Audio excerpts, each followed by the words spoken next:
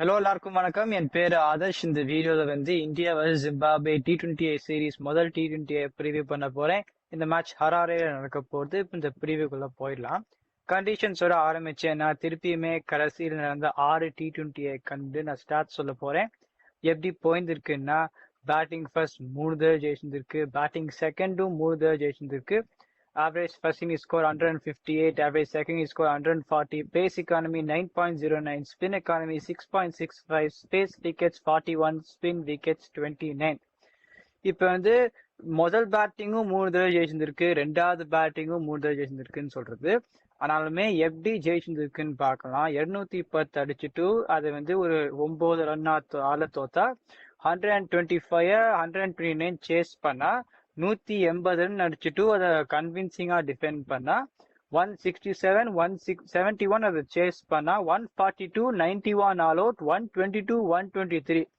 என்ன பார்க்கறோம்னா ஒரு 180 கீழே அடிச்சா சேஸ் பண்ணிடுறா நிறைய தடவை. ஆனா 180 ரன்னுக்கு மேல அடிச்சா சேஸ் பண்ணது கிடையாது இந்த கடைசி 6 மேட்ச்லங்கிறதுனால நான் என்ன சொல்லுவேன்னா, டாஸ் ஜெயிச்சுட்டு முதல் பேட்டிங் பண்ணா 180 ரன் வந்தா ஜெயிக்கிறதுக்கான வாய்ப்பு ஒரு சரியான போலிங் அட்டாக் இருந்தா ஜாஸ்தியா இருக்கும். பேஸ் வர்சஸ் ஸ்பின் பார்த்தோம்னா பேஸுக்கு நல்லாவே எக்கானமி ஜாஸ்தியா இருக்கு ஸ்பின்னோட.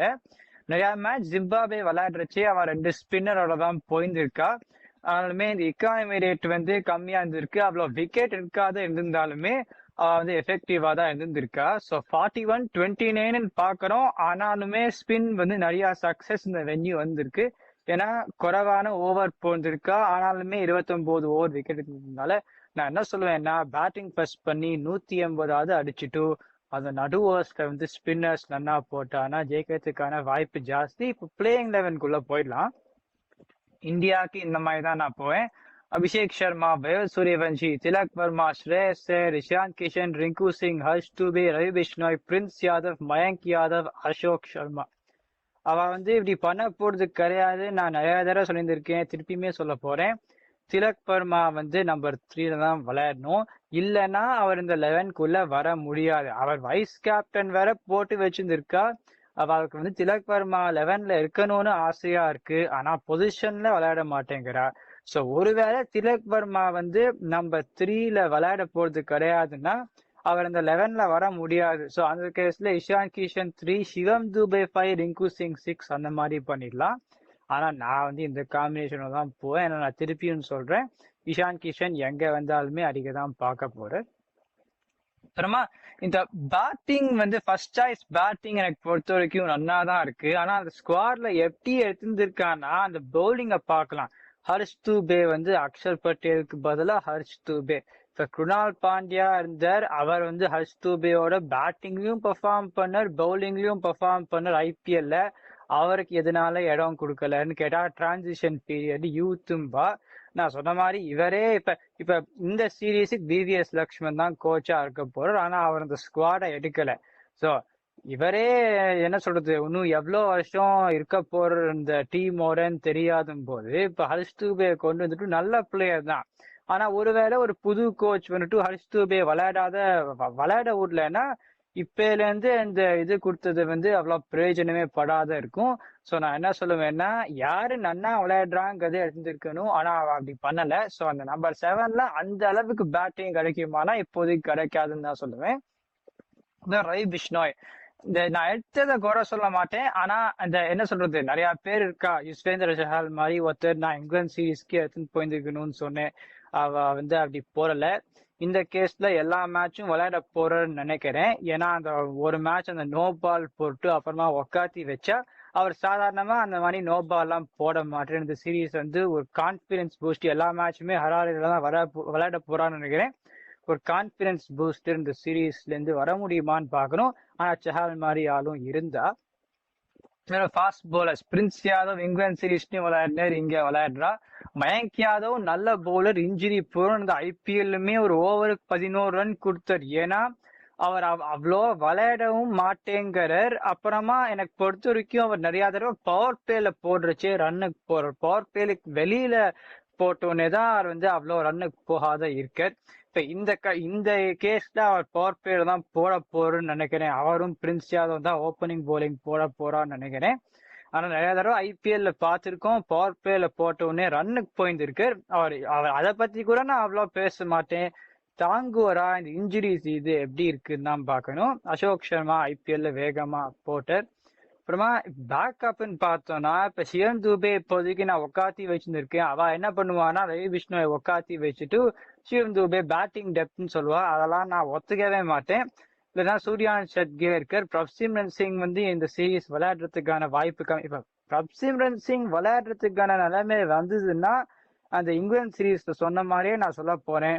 எஸ்டாப்ளிஷ்டு அபிஷேக் சர்மா மாதிரி ஒரு பிளேயர், சூரியவன்ஷி ஐபிஎல்ல அவ்வளோ ரன் அடிச்ச ஒரு பிளேயரை 2 பேர்ல ஒருத்தரை உக்காத்தி வச்சான்னா திருப்பியுமே அந்த கண்டினியூட்டி இது வரும். ஸோ பிரப்சிம்ரன் சிங் இந்த சீரீஸ்ல விளையாடினா நான் அவரை குறை சொல்ல மாட்டேன். ஆனா கண்டிப்பா இந்த இருக்கிற பிளேயருக்கு நம்பிக்கை அவ்வளோ இதா இருக்காது. அப்புறம் யஷ் தாக்கூரை கொண்டு வந்திருக்கா. இப்ப எதை வச்சு எடுத்தா, நான் குறை சொல்ல, ஆனா எதை வச்சு எடுத்தான்னு எனக்கு புரியவே இல்லை. ஐபிஎல்லையுமே அடி வாங்கினர். மெஜாரிட்டி ஸ்லோ டெலிவரி போலர், எல்லாருமே வேகமா போடுறவா, சம்பந்தமே இல்லாத மாதிரி இருந்திருக்கா.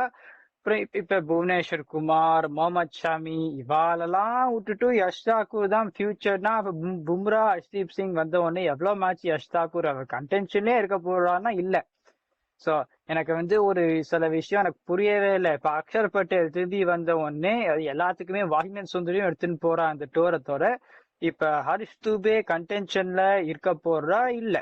சோ எனக்கு புரியவே இல்லை. கேட்டா ஃபியூச்சருங்கிறா, ஆனா இந்த சில பிளேயரை எல்லாருமே வந்த உடனே எடுக்கவே விளையாடவே போறது கிடையாது. சோ அதெல்லாம் எனக்கு புரியவே இல்லை. புவனேஸ்வர் குமார், முகமது ஷமி, குணால் பாண்டியா இந்த 3 பேரும் நான் எடுத்துன்னு வந்திருப்பேன். எதனால எடுத்துன்னு வரலன்னு அது எனக்கு பொறுத்த வரைக்கும் அது ஒரு குறைவான முடிவு. சோ இந்த 11ஓட தான் நான் போவேன். இந்தியா டாஸ் ஜெயிச்சா அவ முதல் பேட்டிங் தான் எடுக்கணும். இப்ப ஜிம்பாப்வே 11 பார்த்தோம்னா நான் ரீசெண்டா பார்த்த வரைக்கும் இந்த ஸ்கோர் கார்ட்லாம் பார்த்த வரைக்கும் நான் ஒரு 11 போட்டிருக்கேன். அப்புறம் என்னோட இன்புட்டையும் நான் சேர்த்துட்டு நான் ஒரு 11 போந்திருக்கேன். நான் எப்படி போயிருந்திருக்கேன்னா Brian Bennett, Tadiwanashe, Marumani, Dion Myers, Ben Curran, Sikandar Raza, Ryan Burl, Brad Evans, Wellington Masakadza, Blessing Muzarabani, Richard Ngarava, Newman Nyamhuri. இப்ப இந்த கடைசியில ஒரு லெஃப்ட் ஆர்ம் சீமரை போந்திருக்கேன். அவ ஷும்பான்னு ஒரு opening batsman, top order batsman. நிறைய பேரு டாப் ஆர்டர் பேட்ஸ்மேன் தான் வச்சிருந்திருக்கா. அவ பென்கரனே ஓப்பனிங் பேட்ஸ்மேன் தான், ஆனா அவர் அவுட் ஆஃப் பொசிஷன் வளர்ந்திருக்கேன். ஏன்னா பெஸ்லி மாதவ்ரே ஒரு மிடில் ஆர்டர் பேட்ஸ்மேன். கொஞ்சம் வருஷமா வளர்ந்திருக்காரு. அவ்வளவு வயசெல்லாம் இல்ல, வருஷமா வளர்ந்திருக்கார். அவர் பேட்டிங்லயும் பெருசா ஒரு கன்சிஸ்டன்டா அல்ல, ஒரு டெக்னிக்கலி சவுண்ட் பிளேயர். பெரிய ரன் அடிக்கல, பவுலிட்டிங்கும் கிடையாது. பவுலிங் ஒரு அளவுக்கு போடுவார். ஆனா அந்த பவுலிங் இந்தியாவுக்கு எதிராக அவ்வளவு பெருசா போகாது எனக்கு பொறுத்த வரைக்கும். அவன் 2 ஸ்பின்னர் தான் பொதுவா விளையாடிருக்கா. சோ நான் என்ன பண்ணுவேன்னா இதுக்கு மேல பேட்டிங்கை ஸ்ட்ரெங்தன் பண்ண முடியாது. ஆனா இப்ப சிக்கந்தர் ராசா அந்த போன மேட்ச் நம்ம பங்களாதேஷ்க்கு எதிராக நம்பர் 4 விளையாடினார். அவரை 5ல போட்டுட்டு ரயன் பெர்ல், பிராட் எவன்ஸ்னா அந்த 5, 6, 7 பவர் ஹிட்டிங் நன்னா இருக்கு. பிரையன் பெனட்டும் மேல விளையாடுறச்சு நன்னா விளையாடுவார். அதை விட்டுட்டு அதுக்கு மேல பேட்டிங்லாம் பெருசா ஸ்ட்ரெங்தன் பண்றதுக்கே இல்லை. நான் left arm spinner Wellington Masakadza, Blessing Muzarabani, Richard Ngarava, Newman Nyamhuri left arm seamer. நான் பவுலிங் போட்டு பார்த்தது இல்லை. ஆனா வெஸ்லி மாதவருக்கு நிறைய வாய்ப்பு கொடுத்துருந்தாச்சு. இப்போ ஒருவேளை இவரை விளையாடுறாளா இல்ல அந்த சிவாங்கா ரைட் ஆர்ம் சீமர் விளையாடுறாளான்னு பொறுத்திருக்கு. ஆனா அந்த மாதிரி ஒரு காம்பினேஷன் தான் போவேன். இவாளுமே இப்ப இந்த T20 வேர்ல்ட் கப்ல என்ன பண்ணானா டாஸ் ஜெயிச்சு, அதுவும் அந்த மாதிரி ஒரு பிட்ச்ல போய் அவ டாஸ் ஜெயிச்சு பவுலிங் போட்டா அவ தைரியமா பேட்டிங் எடுத்துட்டு ஒரு 180 ரன் இல்ல ஒரு 170 மினிமம் அடிச்சுட்டு என்ன பண்ண முடியும்னு பாக்கணும். ஏன்னா இந்தியா தோக்கடிக்கிறதுக்கான ஒரு ரிசோர்சஸ் பேப்பர்ல பார்த்தா இருக்குன்னா இல்லைன்னா நான் சொல்லுவேன். ஆனா அவ பேட்டிங் ஃபர்ஸ்ட் பண்ணி ஒரு மினிமம் 180 ரன் 170 ரன் அடிச்சா என்ன நடக்குதுன்னு பார்க்கலாம். அவளுமே பேட்டிங் ஃபர்ஸ்ட் தான் பண்ணும். இப்ப எட்ஜுக்கு போயிடலாம். இப்ப பவர் பிளேல நன்னா விளையாடிடணும். எந்த டாப் 4 எடுத்துன்னு போறதுன்னு பார்த்தோம்னா அபிஷேக் சர்மா, சூரியவன்ஷி, திலக் வர்மா, ஸ்ரேயஸ் ஐயர். இங்க Brian Bennett, Tadiwanashe, Marumani, Dion Myers, Ben Karan.